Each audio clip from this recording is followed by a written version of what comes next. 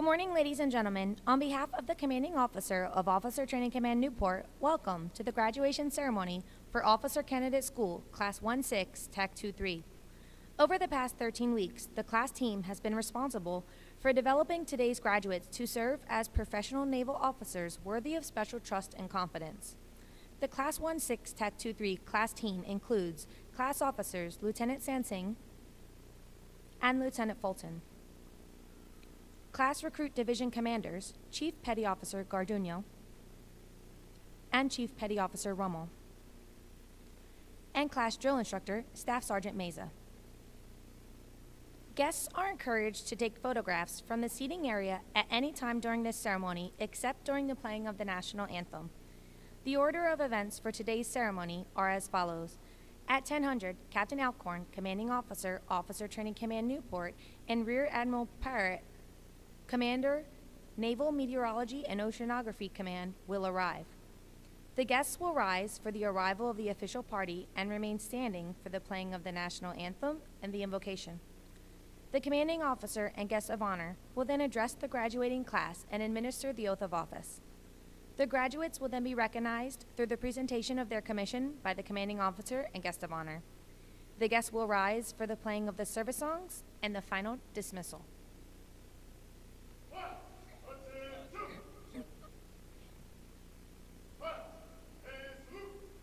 Ladies and gentlemen, please rise for the arrival of the official party and remain standing for the playing of the national anthem and invocation.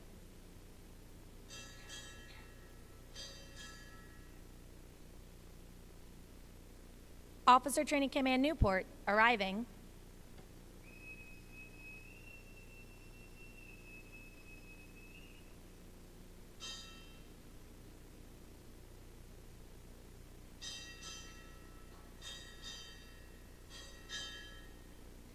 Naval Meteorology and Oceanography Command, arriving.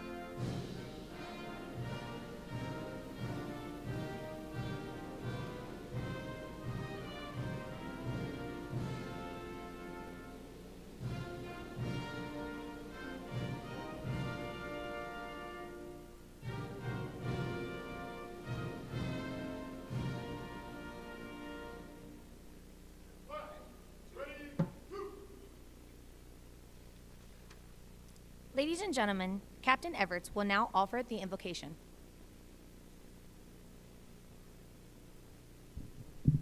Let us pray. Eternal Father, strong to save, we give you our thanks for binding these restless waves within each of these newly trained naval officers, so they could stand proud this day for becoming morally, mentally, and physically developed for the service of our fleet. As they prepare for their next evolution in their communities, remind them of what it means to be a leader and to serve with a purpose. Let them embody humility and selflessness. Remind them to value every sailor and civilian they cross paths with each day. Impress upon them the initiative, integrity, accountability, and toughness needed to do the right thing, especially when it's difficult. Embolden them to have ownership of what they are called to do, even when they are called into harm's way. And so as these officers look to the horizon, prepare them for the challenges that lie ahead, giving them the physical, mental, and spiritual readiness to meet each one with confidence. And as we continue to celebrate this moment, we ask for your Spirit to reside with us and all those who stand the watch this day. In your name we pray. Amen.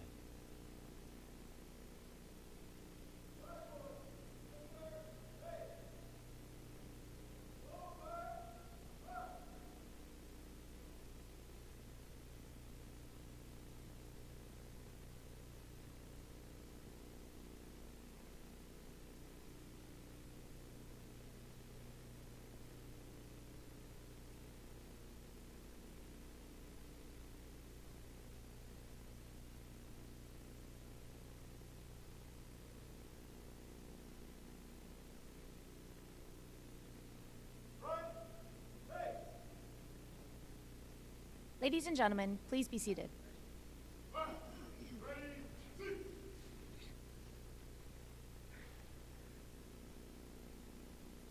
Ladies and gentlemen, Captain Everett Alcorn, Commanding Officer, Officer Training Command, Newport.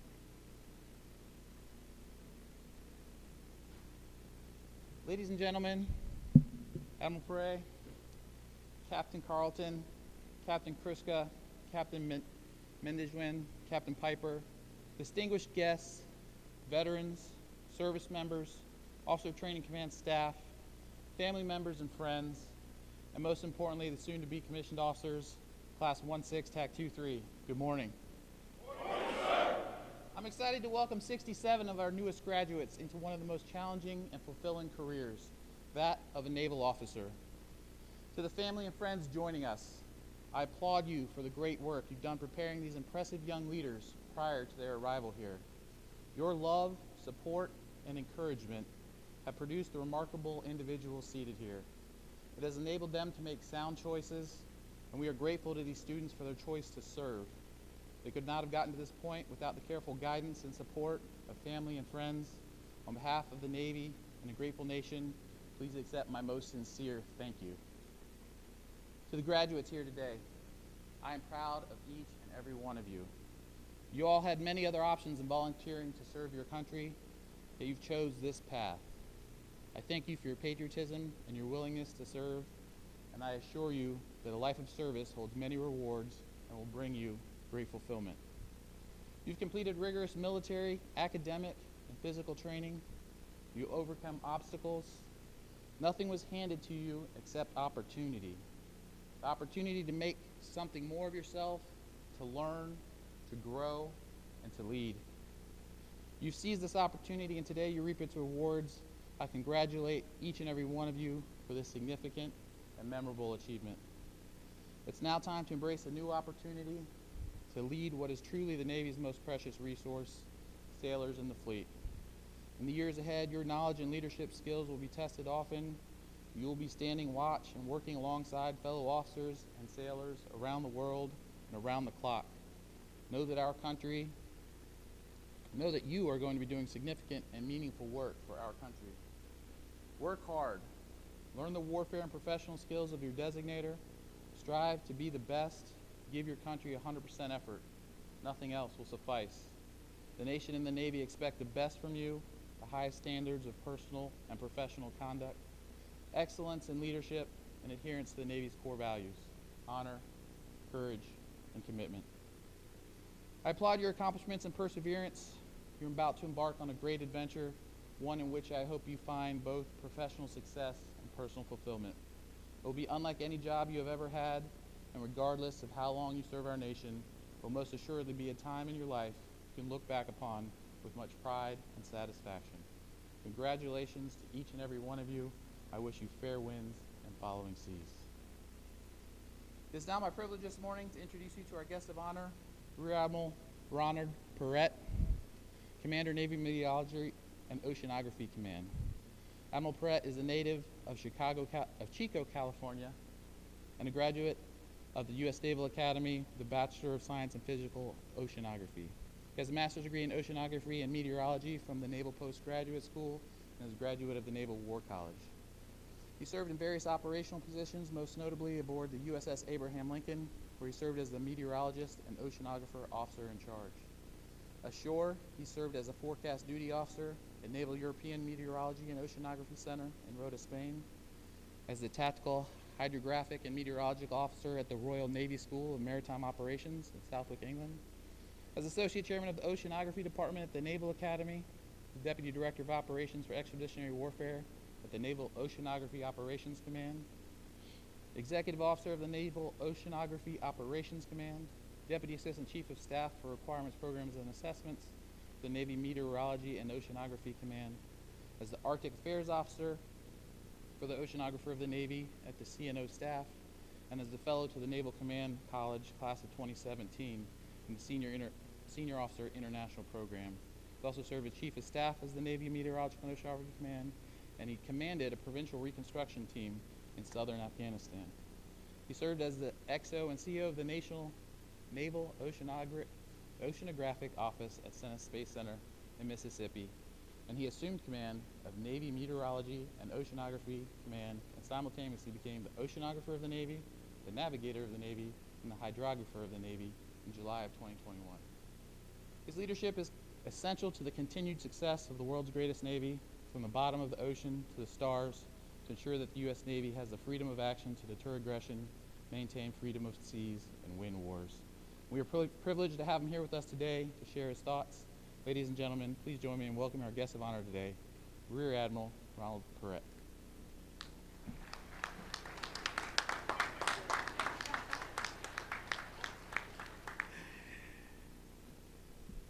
Well, thank you, Captain. We'll do our best maybe to streamline that bio so nobody has to say meteorology and oceanography quite so many times as well. So, but well done. Way to get through it. And good morning, class 1-6, TAC 2-3. That's what. Oh, okay, I should have been prepared for that. Hey, if I could get you all to lock in on me, I'd appreciate it. That way I know you're paying attention, and we'll see whether my words resonate with you, all right, because they are for you and for your family. Certainly, I want to say good morning to everybody here in attendance, and I know we're streaming this, I believe, so we may have a few family and friends watching this at home. So again, welcome to everybody who is sharing this moment with our officer candidates. And thank you, Captain Elkhorn, for that kind introduction, and Chaplain Everts for this morning's invocation, and for inviting me to participate in this significant milestone in these future officer candidates' careers. This is my first graduation here at Officer Training Command, and when I was invited, I was truly honored and struck with a bit of nostalgia. Certainly on this point and arc in my own career, remembering when I was a midshipman and I was ready to get out to the fleet as an ensign, as you are now. And the opportunity to directly address the Navy's new generation of leaders is the reason that I'm excited to be here today and to share in the excitement of this event with all of you, the Officer Training Command team, your families, friends, and loved ones. It's certainly always appropriate to take a few moments to recognize the families and friends and loved ones who have served as a vital support network throughout the candidates' lives and express my sincere gratitude for that support.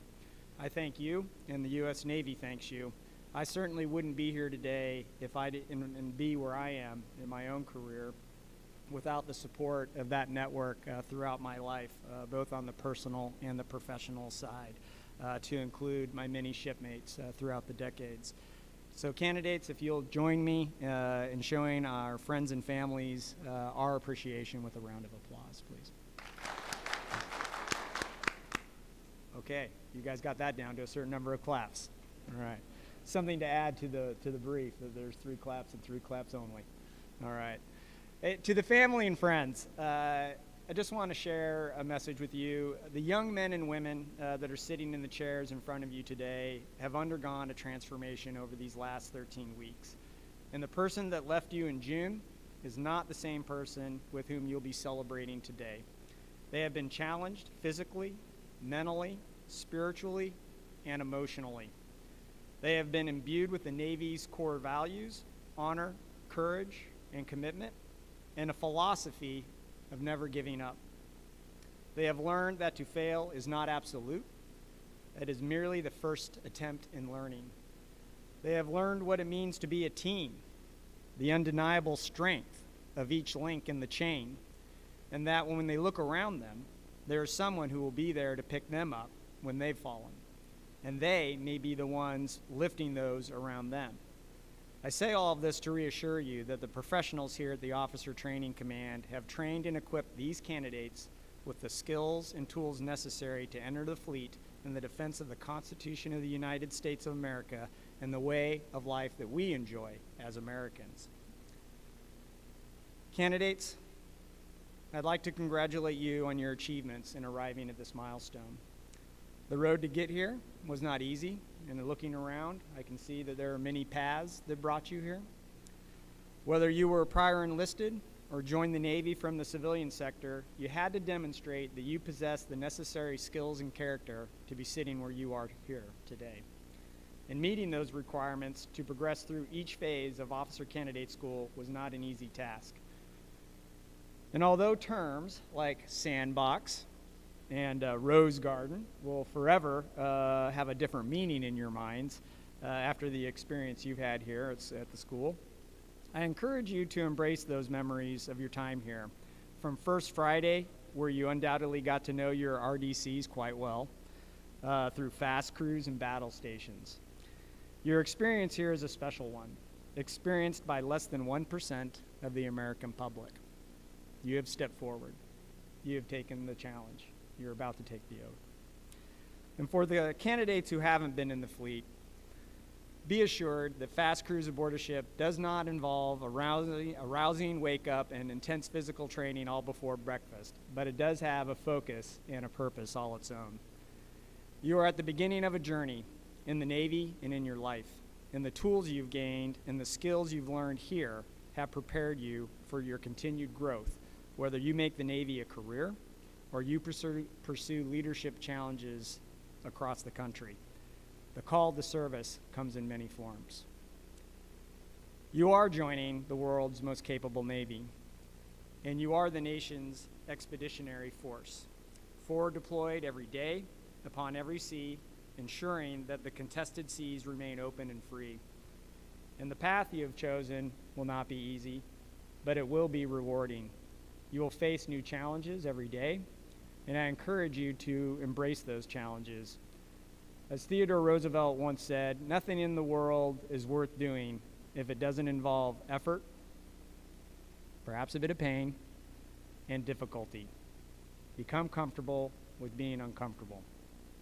We are a maritime nation, and our ability to carry out the missions of integrated deterrence, campaigning forward, and building enduring warfighting advantages as outlined in the CNO's navigation plan is vital in keeping the sea lanes open and free, deterring conflict, and when called upon, to decisively win our nation's wars.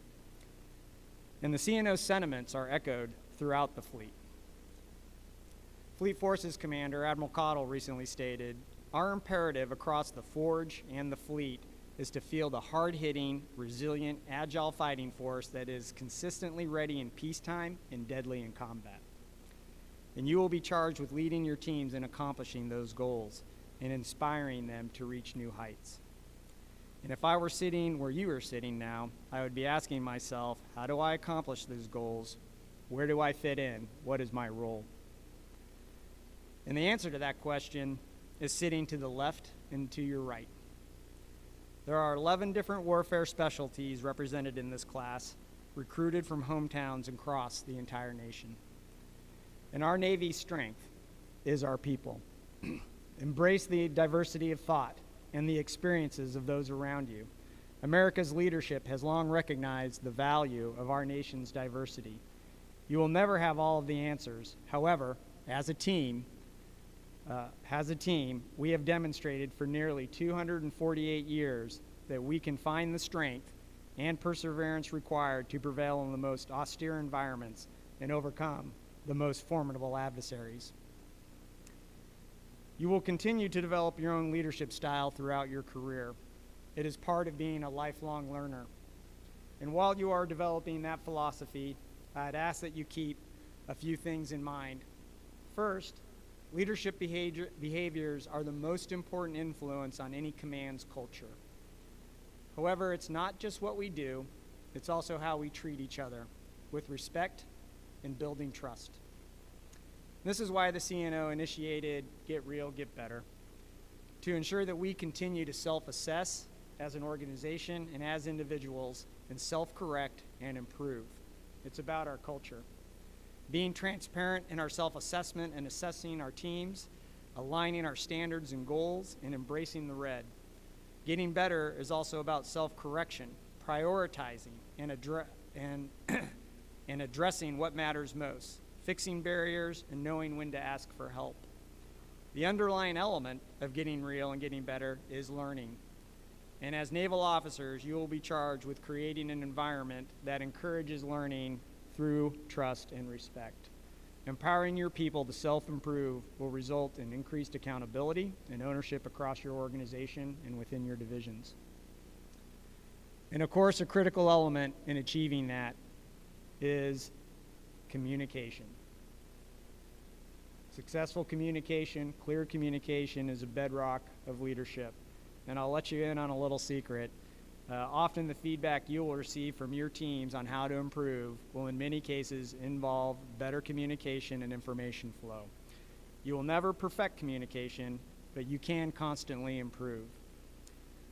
And I'll share Rear Admiral retired Kilby currently used to be the Chief of Naval Information, and he's now a spokesman for the National Security Council in the White House, recently shared that whether a situation is good or bad, communicate early, often, and emphatically. Delivering your intent and ensuring a shared understanding is at the heart of the Navy's heritage and mission command. So as you prepare to take your commissioning oath, I'd like to share a few guiding principles that I hope will be of help when you are faced with difficult leadership challenges. First, your purpose as a naval officer, whether at sea or ashore, is fundamentally about preparing for and leading in combat. Second, be relentless in building a culture of the highest character, where you cultivate toughness and resilience. And finally, your integrity will be the coin, the foundation of your warfighting effectiveness. Never compromise it, never give it up. It's yours. Thank you.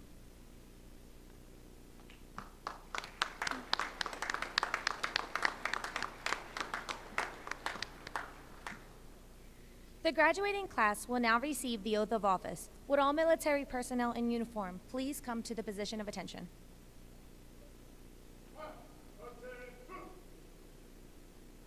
Class, raise your right hand. I state your name. I, having been appointed an ensign in the United States Navy, do hereby accept such appointment. And do solemnly swear. That I will support and defend. The Constitution of the United States. Against all enemies, foreign and domestic. And that I will bear true faith and allegiance to the same. Without any mental reservation. Or purpose of evasion. And discharge the duties of the office of which I am about to enter. So help me God.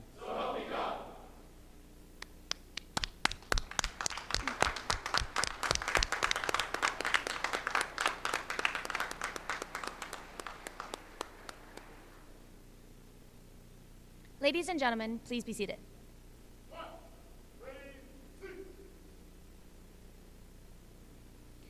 The distinguished graduates assembled will now be recognized by the commanding officer and guest of honor for their achievements while undergoing training here at Officer Training Command Newport.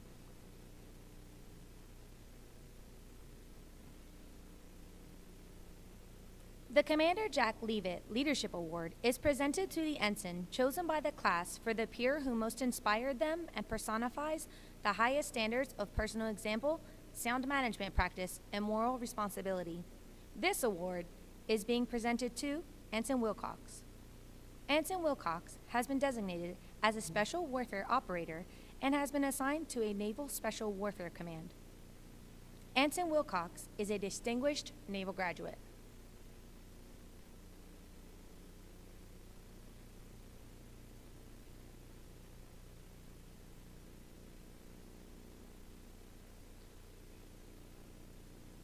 The Rear Admiral Stephen B. Luce Academics Award is presented to the ensign who achieved the highest academic average.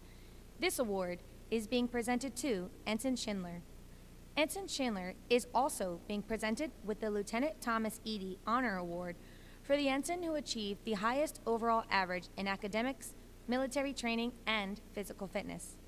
Ensign Schindler has been designated as a nuclear submarine officer and has been assigned to Naval Nuclear Power School in Charleston, South Carolina.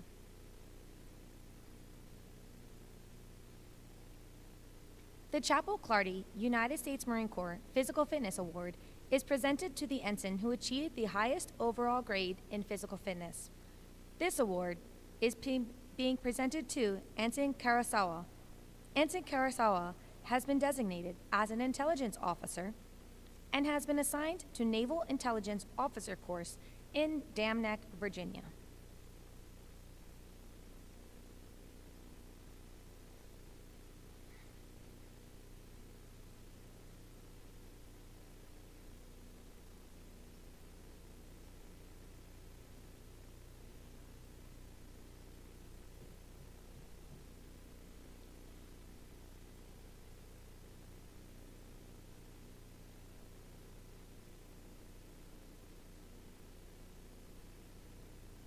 We will now recognize the remaining graduates. Ensign Mann has been designated as a nuclear submarine officer and has been assigned to Naval Nuclear Power School in Charleston, South Carolina. Ensign Lentini has been designated as a nuclear surface warfare officer and has been assigned to DDG-109 USS Jason Dunham, homeported in Newport, Florida. Ensign Linskov has been designated as a nuclear surface warfare officer and has been assigned to LSD-47 USS Rushmore, homeported in Sasebo, Japan. Ensign Taylor has been designated as a nuclear submarine officer and has been assigned to Naval Nuclear Power School in Charleston, South Carolina. Ensign Bernardini has been designated as a supply officer and has been assigned to the Navy Supply Corps School in Newport, Rhode Island. Ensign Flores has been designated as a nuclear submarine officer and has been assigned to Naval Nuclear Power School in Charleston, South Carolina. Ensign Johnson has been designated as a nuclear submarine officer and has been assigned to Naval Nuclear Power School in Charleston, South Carolina. Ensign Gatti has been designated as a nuclear submarine officer and has been assigned to Naval Nuclear Power School in Charleston, South Carolina. Ensign Nentwich has been designated as a cryptologic warfare officer and has been assigned to Navy Information Operational Command in San Antonio, Texas. Ensign Altier has been designated as a supply officer and has been assigned to the Navy Supply Corps School in Newport, Rhode Island. Ensign Belmonte has been designated as a special warfare operator and has been assigned to a Naval Special Warfare Command. Ensign Belmonte is a distinguished naval graduate. Ensign Binnix has been designated as a surface warfare officer with engineering duty officer option and has been assigned to DDG-61 USS Ramage, homeported in Norfolk, Virginia. Ensign Boland has been designated as a nuclear surface warfare officer and has been assigned to LSD-45 USS Comstock, homeported in San Diego, California. Ensign Briscoe has been designated as a nuclear submarine officer and has been assigned to Naval Nuclear Power School in Charleston, South Carolina. Ensign Burke has been designated as a nuclear surface warfare officer and has been assigned to LPD-21 USS New York, homeported in Norfolk, Virginia. Ensign Campbell has been designated as a nuclear submarine officer and has been assigned to Naval Nuclear Power School in Charleston, South Carolina. Ensign Carlton has been designated as a nuclear submarine officer and has been assigned to Naval Nuclear Power School in Charleston, South Carolina. Ensign Chun has been designated as a supply officer and has been assigned to the Navy Supply Corps School in Newport, Rhode Island. Ensign Collins has been designated as a cryptologic warfare officer and has been assigned to 506 Cyber Mission Team in Kunia, Hawaii. Ensign Copland has been designated as a Civil Engineer Corps officer and has been assigned to Navy Expeditionary Combat Skills Training in Gulfport, Mississippi. Ensign DaCosta has been designated as a cryptologic warfare officer and has been assigned to the 2-2 National Mission Team in Fort Meade, Maryland. Ensign Dodgett has been designated as a nuclear submarine officer and has been assigned to Naval Nuclear Power School in Charleston, South Carolina. Ensign Estabrook has been designated as a nuclear surface warfare officer and has been assigned to DDG-74 USS McFall, homeported in Norfolk, Virginia. Ensign Evans has been designated as a naval flight officer and has been assigned to flight school at Naval Air Station in Pensacola, Florida. Ensign Falagi has been designated as a supply officer and has been assigned to the Navy Supply Corps School in Newport, Rhode Island. Ensign Ferris has been designated as an intelligence officer and has been assigned to Naval Intelligence Officer Course in Dam Neck, Virginia. Ensign Ferris is a distinguished naval graduate. Ensign Field has been designated as a surface warfare officer and has been assigned to LSD-51 USS Oak Hill, homeported in Virginia Beach, Virginia. Ensign Gray Shanice has been designated as an intelligence officer and has been assigned to Naval Intelligence Officer Basic Course in Dam Neck, Virginia. Ensign Gray Kirsten has been designated as a surface warfare officer with oceanography option and has been assigned to LCC-19 USS Blue Ridge, homeported in Yokosuka, Japan. Ensign Gutierrez has been designated as a supply officer and has been assigned to the Navy Supply Corps School in Newport, Rhode Island. Ensign Hales has been designated as a surface warfare officer and has been assigned to DDG-119 USS Delbert D. Black, homeported in Mayport, Florida. Ensign Hart has been designated as a human resources officer and has been assigned to Transaction Service Center in San Diego, California. Ensign Heisterman has been designated as a nuclear surface warfare officer and has been assigned to DDG-119 USS Delbert D. Black, homeported in Mayport, Florida. Ensign Hooser has been designated as a cryptologic warfare officer and has been assigned to Navy Information Operations Command in Kunia, Hawaii. Ensign Horney has been designated as a Civil Engineer Corps officer and has been assigned to Public Works Department Ventura in Point Mugu, California. Ensign Hughes has been designated as a Naval Special Warfare officer and has been assigned to Basic Underwater Demolition SEAL Training in Coronado, California. Ensign Khan has been designated as a nuclear submarine officer and has been assigned to Naval Nuclear Power School in Charleston, South Carolina. Ensign Kinney has been designated as a nuclear submarine officer and has been assigned to Naval Nuclear Power School in Charleston, South Carolina. Ensign Kinney is a distinguished naval graduate. Ensign Crapella has been designated as a nuclear submarine officer and has been assigned to Naval Nuclear Power School in Charleston, South Carolina. Ensign Kruska has been designated as a surface warfare officer and has been assigned to DDG-74 USS McFall, homeported in Norfolk, Virginia. Ensign Lambernadidis has been designated as an aviation maintenance duty officer and has been assigned to Helicopter C Squadron 14 in San Diego, California. Ensign Lamberdinas is a distinguished naval graduate. Ensign Lynn has been designated as a supply officer and has been assigned to the Navy Supply Corps School in Newport, Rhode Island. Ensign Mara has been designated as a nuclear submarine officer and has been assigned to Naval Nuclear Power School in Charleston, South Carolina. Ensign Markham has been designated as a supply officer and has been assigned to the Navy Supply Corps School in Newport, Rhode Island. Ensign Martin has been designated as a supply officer and has been assigned to the Navy Supply Corps School in Newport, Rhode Island. Ensign Matviev has been designated as a surface warfare officer and has been assigned to DDG-60 USS Paul Hamilton, homeported in San Diego, California. Ensign McCormick has been designated as a nuclear submarine officer and has been assigned to Naval Nuclear Power School in Charleston, South Carolina. Ensign McLaughlin has been designated as a supply officer and has been assigned to the Navy Supply Corps School in Newport, Rhode Island. Ensign Mandagurian has been designated as a public affairs officer and has been assigned to Navy Public Affairs Support Element West in San Diego, California. Ensign Mitchell has been designated as a surface warfare officer and has been assigned to LCS-28 USS Savannah Gold, homeported in San Diego, California. Ensign Najera has been designated as a surface warfare officer and has been assigned to DDG-116 USS Thomas Hudner, homeported in Mayport, Florida. Ensign Piper has been designated as a nuclear submarine officer and has been assigned to Naval Nuclear Power School in Charleston, South Carolina. Ensign Reed has been designated as a nuclear submarine officer and has been assigned to Naval Nuclear Power School in Charleston, South Carolina. Ensign Robbins has been designated as a nuclear surface warfare officer and has been assigned to DDG-105 USS Dewey, homeported in Yokosuka, Japan. Ensign Salvadori has been designated as a surface warfare officer with engineering duty officer option and has been assigned to DDG-52 USS Barry, homeported Everett, Washington. Ensign Scheller has been designated as a nuclear submarine officer and has been assigned to Naval Nuclear Power School in Charleston, South Carolina.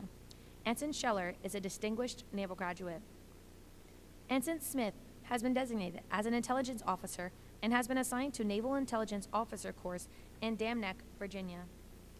Ensign Sparks has been designated as a supply officer and has been assigned to the Navy Supply Corps School in Newport, Rhode Island. Ensign Sullivan has been designated as a supply officer and has been assigned to the Navy Supply Corps School in Newport, Rhode Island. Ensign Sullivan is a distinguished naval graduate. Ensign Thomas has been designated as a cryptologic warfare officer and has been assigned to Navy Information Operation Command, Denver, Colorado. Ensign Tuggle has been designated as a nuclear submarine officer and has been assigned to Naval Nuclear Power School in Charleston, South Carolina. Ensign Unsell has been designated as a supply officer and has been assigned to the Navy Supply Corps School in Newport, Rhode Island. Ensign Van Allen has been designated as a cryptologic warfare officer and has been assigned to the 02 National Mission Team in Fort Meade, Maryland. Ensign Wilkins has been designated as an aviation maintenance duty officer and has been assigned to Helicopter Maritime Strike Squadron 70 in Jacksonville, Florida. Ladies and gentlemen, please join me in recognizing the United States Navy's newest ensigns.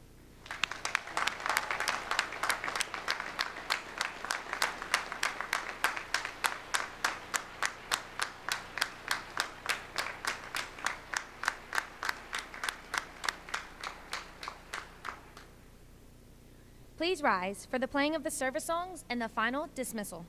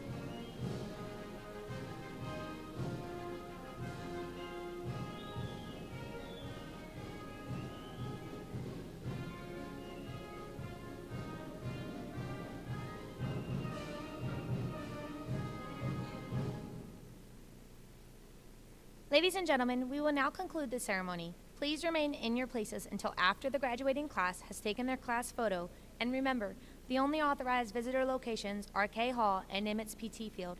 On behalf of the commanding officer, thank you for attending today's ceremony.